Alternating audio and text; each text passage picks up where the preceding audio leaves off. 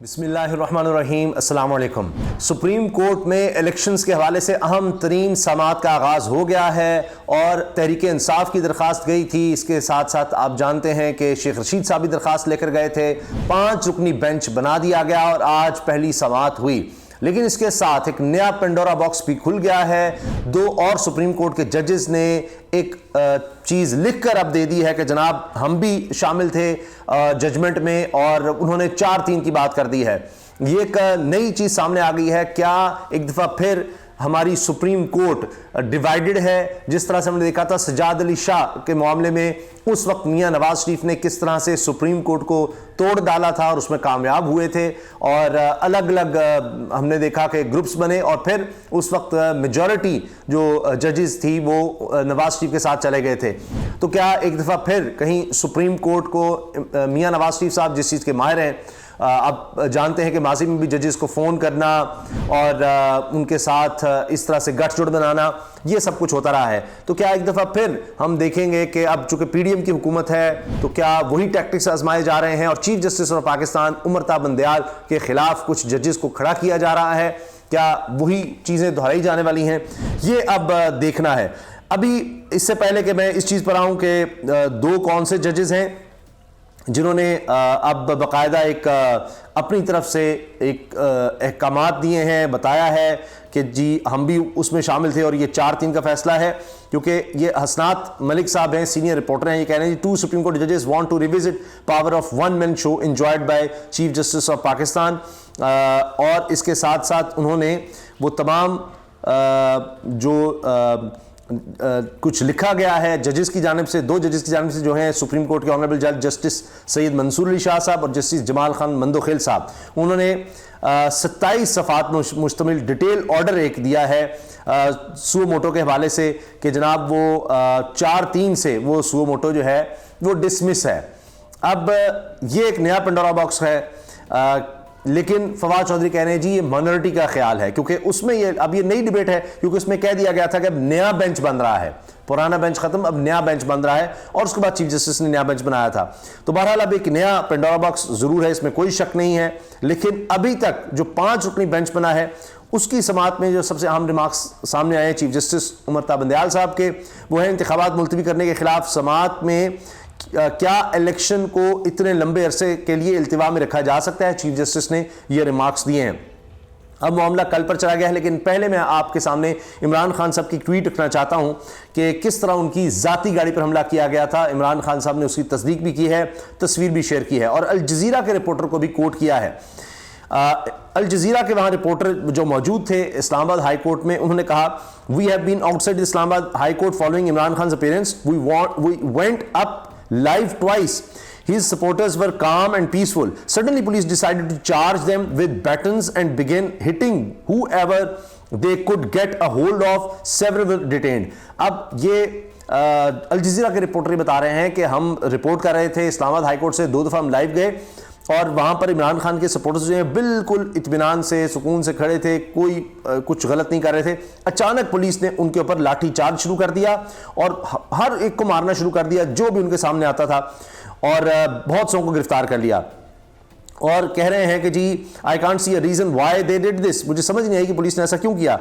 There was no talking और asking people to move along, no aggressive behaviour from PTI supporters either. उनका कुछ ऐसा नहीं किया, पीटीआई के सपोर्टर्स ने कोई गलत काम नहीं किया, और अचानक बस उनको मारना पीटना और गिरफ्तार करना शुरू कर दिया गया। अब इस पर इमरान खान साहब कह रहे हैं as eye witness in judicial complex on 18 March today again peaceful PTI workers and even our photographers were attacked and arrested by police and plainclothes people from agencies. The Namalooms, this is the height of provocation using violence against peaceful citizens and abducting them. तो इमरान खान कह रहे हैं कि जी जिस तरह 18 तारीख को हुआ था, 18 मार्च को बिल्कुल उसी तरह से दोबारा मेरा फोटोग्राफर हो, पीटीआई के दीगर पुरअमन वहाँ पर कारकुन हो, उन सबको सादा कपड़ों मलबूस लोगों ने, एजेंसीज के लोगों ने, पुलिस ने, नामालूम लोगों ने उठाया है और उन पर जुल्म किया है। इसके साथ इमरान खान लिखते हैं even my parked car with no one inside was attacked with windows smash. उन्होंने कहा इसके अलावा मेरी एक गाड़ी जो कि सिर्फ पार्क हुई थी उसके ऊपर भी हमला कर दिया गया और उसके शीशे तोड़ दिए गए। This is pure fascism being carried out at the behest of IG Islamabad backed by the neutrals to create terror in ordinary citizens who support PTI. उन्होंने कहा कि ये इसलिए किया जा रहा है, आईजी के कहने पर किया जा रहा है, इस्लामाबाद के कहने पर, न्यूट्रल्स के कहने पर, ताकि लोगों को डराया जा सके, शहरियों को, आम शहरियों को डराया जा सके। अब आ जाते हैं जनाब सुप्रीम कोर्ट के केस पर जो इंतखाबात के हवाले से है। सुप्रीम कोर्ट का मैंने आपको बता दिया कि 2 जजेस ने अब एक नया प्रिंट ऑफ बॉक्स खुल गया है। उन्होंने 27 सफ़हात पर एक डिटेल अपना पॉइंट ऑफ व्यू दे दिया है कि जनाब ये 4-3 का था, वो हम तरमिनल्ला और दीगर जज से जो है हम मुत्तफ़िक़ हैं, लिहाजा मेजॉरिटी का हमारा था, यानी सो मोटो जो है वो डिसमिस बनता ही नहीं है कि इलेक्शन के हवाले से। तो अब इलेक्शन यानी डिले जिस तरह भी हो या जो भी हो, अब लगता है कुछ जजेस चाह रहे हैं कि इस मामले को देखा ही ना जाए। लेकिन अब जाहिर है कि ये जिस तरह मरीम नवाज साहिबा ने एक बड़ा वाज़ेह तौर पर कह दिया है वकला को बुलाकर कि वो अक्टूबर तक इलेक्शन इसीलिए लेकर गए हैं कि उमर ता बंदयाल साहब की रिटायरमेंट चाहते हैं, कि उसके बाद नज़र आ रहा है कि मरीम साहब समझते हैं कि उसके बाद हालात उनके फेवर में होंगे, उनके लोग होंगे हर जगह पर, तो फिर सिर्फ जस्टिस उमर ता बंदयाल साहब रुकावट हैं, सुप्रीम कोर्ट के कुछ जजेस रुकावट हैं, तो वो ऑर्डर भी फिर वो समझ रहे हैं अक्टूबर तक खत्म हो जाएगी और फिर कुछ भी कर लिया जाएगा। अंदर का प्लान ये इमरान खान को नहल भी कर देंगे, जेल भी करा देंगे, इलेक्शंस भी मजीद डिले भी करवा देंगे, सब कुछ कर देंगे। तो ये सिर्फ तब तक है। अब यही बात है कि क्या अब मियां नवाज शरीफ साहब, उनकी बेटी मरीम नवाज साहिबा फिर सुप्रीम कोर्ट को तोड़ मतलब डिवाइड करने में, और मैंने आपको बता दिया जस्टिस सज्जाद अली शाह के मामले में हुआ था। उसके बाद ये कहा जाता है जी कि अता तारड़ साहब के दादा, जिनको बाद में फिर सदर बना दिया गया, रफ़ीक तारड़ साहब, उनका ब्रीफ केस का कहा जाता है, उन पर इल्ज़ाम लगता है कि वो लेकर गए थे और फिर इसी तरह से कुछ जजेस को साथ मिलाकर यानी अपने हक में कर दिया गया और बिल्कुल एक नई सुप्रीम कोर्ट तश्कील दे दी गई थी। तो ये इसीलिए फिर सुप्रीम कोर्ट ने इनको माफिया भी करार दिया था कि हर जगह पर अपने लोग बिठाए होते हैं, हर जगह पर इदारों में हर तरह से, और ये इदारों को दबाव पर लाते हैं और ये चीज़ें इस लिहाज से इस तरह से मैनेज करते हैं, तो ये इनको बड़ा आर्ट आता है। तो कहीं दोबारा तो सुप्रीम कोर्ट के साथ वो नहीं होने जा रहा। बहरहाल जनाब इंतखाबात मुलतवी करने के केस में सुप्रीम कोर्ट ऑफ पाकिस्तान ने पंजाब और खैबर पख्तूनख्वा में इंतखाबात मुलतवी करने के खिलाफ पाकिस्तान तहरीक इंसाफ की दरखास्त पर समाअत के दौरान चीफ जस्टिस उमर ता बंदयाल ने रिमार्क्स दिए कि क्या इलेक्शन कमीशन के पास शेड्यूल तब्दील करने का इख्तियार है। सवाल यह है कि क्या इंतखाबात को इतने लंबे अरसे के लिए इल्तिवा में रखा जा सकता है। पाकिस्तान तहरीक इंसाफ की दरखास्त पर समाअत में chief justice of Pakistan justice Umar Ata Bandial की सरबराही में 5 रुकनी बेंच समाअत कर रहा है। बेंच में शामिल दीगर जज साहिबान में justice Ijazul Ahsan, justice Munib Akhtar, justice Aminuddin Khan और जस्टिस जमाल खान मंदोखेल शामिल हैं। पीटीआई के वकील अली जफर अदालत में पेश हुए और दलाइल देते हुए कहा कि सुप्रीम कोर्ट ने 1 मार्च को इंतखाबात की तारीख देने का फैसला दिया। इलेक्शन कमीशन ने 8 मार्च को पंजाब में इंतखाबात का शेड्यूल जारी किया। वकील अली जफर ने मौक़िफ़ अपनाया कि गवर्नर खैबर पख्तूनख्वा ने अदालती हुक्म दूली करते हुए तारीख का ऐलान ही नहीं किया। इलेक्शन कमीशन ने सदर का हुक्म मानने से इनकार करते हुए नया शेड्यूल जारी किया। इलेक्शन कमीशन ने 3 बार खिलाफ वर्जियां की। अब इसके साथ अली जफर ने कहा कि जी 13 मार्च को इलेक्शन कमीशन ने सदर की दी गई तारीख को मनसूख कर दिया। इलेक्शन कमीशन ने 8 अक्टूबर को नई तारीख दे दी। इलेक्शन कमीशन को नई तारीख देने का इख्तियार ही नहीं था। इलेक्शन कमीशन ने 90 रोज की मुकर्रर हद की खिलाफ वर्जी की। इनका कहना था कि आइन में इलेक्शन कमीशन को तारीख देने या तब्दील करने का कोई इख्तियार नहीं दिया गया। 90 रोज से ज्यादा की तारीख की आइन इजाजत नहीं देता। इलेक्शन कमीशन ने अदालती फैसले को नजरअंदाज किया। इस पर जस्टिस जमाल मंदोखेल ने दरियाफ्त किया कि अदालत से क्या चाहते हैं। अली जफर ने कहा कि सुप्रीम कोर्ट आइन और अपने हुक्म पर अमल दरामद कराए। जस्टिस जमाल मंदोखेल ने रिमार्क्स दिए कि अदालती हुक्म पर अमल दरामद हाई कोर्ट का काम है। बैरिस्टर अली जफर ने कहा कि फंड्स ना होने की वजह मान ली तो इलेक्शन कभी नहीं होंगे। मामला सिर्फ अदालती अहकामात का नहीं, 2 सूबों के इलेक्शन का मामला एक हाई कोर्ट नहीं सुन सकती। सुप्रीम कोर्ट अपना इख्तियार इस्तेमाल करते हुए फैसला कर चुकी है। सुप्रीम कोर्ट का इख्तियार अब भी खत्म नहीं हुआ। जस्टिस मुनीब अख्तर ने रिमार्क्स दिए कि सुप्रीम कोर्ट के हुक्म के रास्ते में इलेक्शन कमीशन का फैसला रुकावट बना। सुप्रीम कोर्ट ही बेहतर फैसला कर सकती है कि अहकामात की खिलाफवर्जी हुई या नहीं। अली जफर ने कहा कि पंजाब और खैबर पख्तूनख्वा के अवाम के बुनियादी हुकूक का मामला है, क्या गारंटी है कि अक्टूबर में सिक्योरिटी सूरत हाल बेहतर होगी। अच्छा, चीफ जस्टिस उमर ता बंदयाल ने रिमार्क्स दिए कि क्या इलेक्शन कमीशन सदर पाकिस्तान की दी गई तारीख को खत्म कर सकता है। इस मामले पर सुप्रीम कोर्ट का कोई फैसला नहीं। इन्होंने रिमार्क्स दिए कि मुल्क की तारीख में इलेक्शन की तारीख बढ़ाने की मिसालें मौजूद हैं। बेनज़ीर भुट्टो की शहादत पर भी इलेक्शन ताखीर से हुए इंतखाबात सूबे के अवाम के बुनियादी हुकूक का मामला है। अहम इशू इस केस में शामिल है जिसमें से फैसले पर अमल दरामद भी एक मामला है। चीफ जस्टिस ने कहा कि बेनज़ीर भुट्टो की शहादत के वक्त तारीख बढ़ाने की को कौमी सतह पर कबूल किया गया। इस वक्त तारीख बढ़ाने के मामले को कहीं चैलेंज नहीं किया गया, यानी उस वक्त नहीं किया गया था। 1988 में निज़ाम हुकूमत तब्दील होने की वजह से इलेक्शन में ताखीर हुई। इन्होंने रिमार्क्स दिए कि क्या आइन में निगरान हुकूमत की मुद्दत के तयन की कोई शिक मौजूद है, जिस पर वकील ज़फ़र ने कहा कि यह मामला 90 रोज़ में इलेक्शन करवाने से भी मुंसलिक है।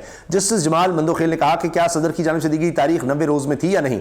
अली ज़फ़र ने बताया कि निगरान हुकूमत का मकसद इंतखाबात कराना होता है जो 90 रोज़ में होना है। ऐसे नहीं हो सकता कि इलेक्शन 90 दिन से 5 माह आगे कर दिए जाएं। जस्टिस एजाजुल हसन ने रिमार्क्स दिए कि इलेक्शन कमीशन का मौक़िफ़ था कि वो पोलिंग की तारीख मुकर्रर नहीं कर सकता। अब इलेक्शन कमीशन ने पोलिंग की नई तारीख भी दे दी है। क्या ये इलेक्शन कमीशन के मौक़िफ़ में तजाद नहीं है? जस्टिस मुनीब अख्तर ने कहा कि सुप्रीम कोर्ट के हुक्म पर तमाम 5 जजेस के दस्तखत हैं। ऐसा नहीं है कि सुप्रीम कोर्ट के 2 फैसले हों। इलेक्शन कमीशन ने आर्टिकल 254 का सहारा लिया है। क्या ऐसे मामले में आर्टिकल 254 का सहारा लिया जा सकता है? इस पर वकील अली ज़फ़र ने दलाइल देते हुए कहा कि आर्टिकल 254 का सहारा काम करने के बाद लिया जा सकता है। ऐसा नहीं हो सकता कि काम करने से पहले ही ये सहारा ले लिया जाए। चीफ जस्टिस ने रिमार्क्स दिए कि आर्टिकल 254 आइन में दी गई मुद्दत को तब्दील नहीं कर सकता। आर्टिकल 254 आइन की खिलाफ वर्जी की इजाजत नहीं देता। इन्होंने कहा कि क्या इलेक्शन कमीशन के पास शेड्यूल तब्दील करने का इख्तियार है? सवाल यह है कि क्या इंतखाबात को इतने लंबे अरसे के लिए इल्तवा में रखा जा सकता है? चीफ जस्टिस उमरता बंदयाल ने मजीद कहा कि अदालती फैसले पर अमल दरामद का मामले का एक पहलू है। बेनज़ीर भुट्टो की शहादत पर इंतखाबी तारीख को किसी ने चैलेंज नहीं किया था। इंतखाबात में इल्तवा बुनियादी हुकूक का मामला भी है। इन्होंने मजीद रिमार्क्स दिए कि इंतखाबात की तारीख में सूबे की आवाम के बुनियादी हुकूक हैं। क्या आइन में निगरान हुकूमत की मुद्दत दी गई है? क्या इंतखाबात में इल्तवा से निगरान हुकूमत की मुद्दत में तोसी नहीं होगी? जस्टिस जमाल मंदोखेल ने कहा कि सदर ममलकत ने 30 अप्रैल की जो तारीख दी वो 90 रोज़ की मियाद के अंदर थी।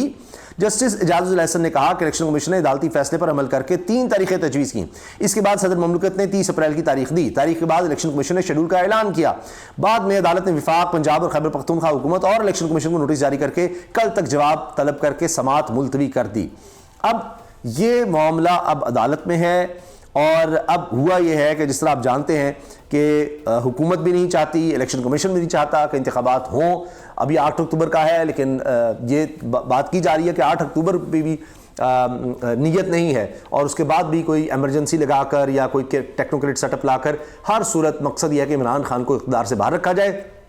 और अब उसके लिए सुप्रीम कोर्ट को भी डिवाइड किया जा रहा है या ये तासुर मिल रहा है कि जी सुप्रीम कोर्ट में भी एक नया पेंडोरा बॉक्स चुके खुल गया है, तो इससे अब मामला और ख़राब होंगे। लेकिन देखना यह है कि chief justice of Pakistan उमरता Bandial साहब इस मामले से किस तरह निकलते हैं। क्या ये जो दबाव मुसलसल डाला जा रहा है, कभी ऑडियो वीडियोज़ की शक्ल में, कभी किसी शक्ल में, वो इस पर जिस तरह अभी तक दबाव में नहीं आए इसी तरह डटे रहते हैं और मामलात को आगे लेकर चलते हैं और सुप्रीम कोर्ट के वाज़ेह अहकामात पर अमल दरामद करवाते हैं कि जल्द से जल्द इलेक्शन हो। पहले ही मामला 90 दिन से ऊपर चला गया है, या इसी तरह से एक दफ़ा फिर नज़र ज़रूरत और जस्टिस मुनीर वाला मामला आता है और मुल्क में आइन मुअत्तल करके आइन को तोड़ कर इलेक्शन जो है वो एक गैर मुअय्यना मुद्दत के लिए आगे ले जाए जाते हैं और लोगों से वोट का हक छीन लिया जाता है एक लंबे अरसे के लिए।